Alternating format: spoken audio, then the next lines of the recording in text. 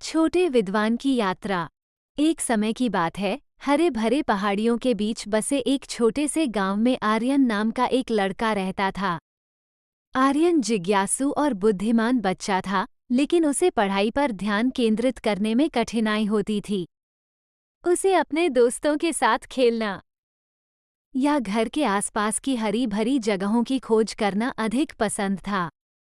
उसके माता पिता और शिक्षक अक्सर उसे शिक्षा के महत्व की याद दिलाते, लेकिन आर्यन को ये समझ में नहीं आता था कि यह इतना महत्वपूर्ण क्यों है।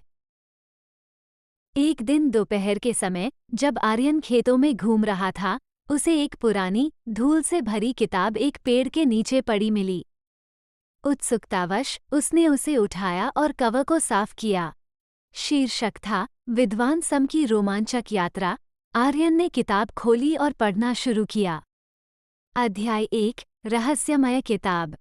कहानी एक लड़के सम के बारे में थी, जो आर्यन की तरह ही जिज्ञासु और खेल कूद में मग्न था, लेकिन पढ़ाई में रुचि नहीं लेता था। एक दिन सम की मुलाकात जंगल में रहने वाले एक बूढ़े, बुद्धिमान उल्लू ओली से हुई। ओली ने सम से कहा, ज्ञान सबसे बड़ी संपत्ति है जो तुम्हारे पास हो सकती है। यह अनंत संभावनाओं के द्वार खोलता है। अध्याय 2, जादुई पोर्टल। ओली ने सम को एक जादुई नक्शा दिया, जो उसे एक छिपी हुई लाइब्रेरी तक ले जाता था, जहां दुनिया के महानतम चमत्कारों की किताबें थीं। सम ने रोमांचक यात्रा शुरू की, पहेलियां हल की और चुनौतियों का सामना किया।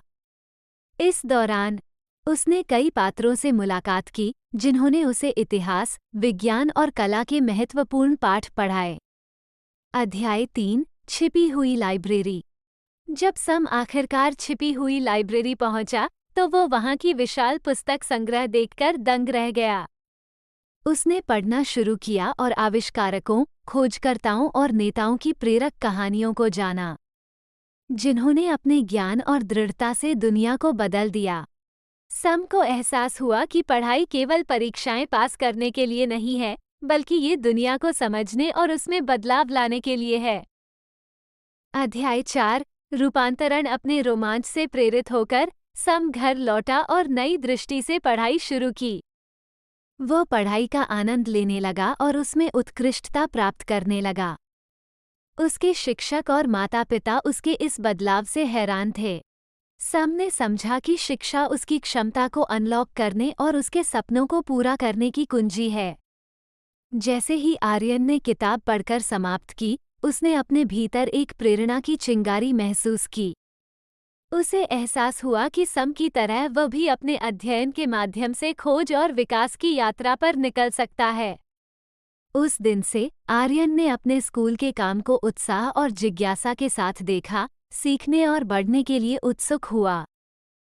निष्कर्ष पाठ। आर्यन ने सीखा कि शिक्षा एक बोझ नहीं, बल्कि एक रोमांचक यात्रा है। अपनी पढ़ाई को अपनाकर वो नए अवसरों को अनलॉक कर सकता है और महान चीजें हासिल कर सकता है।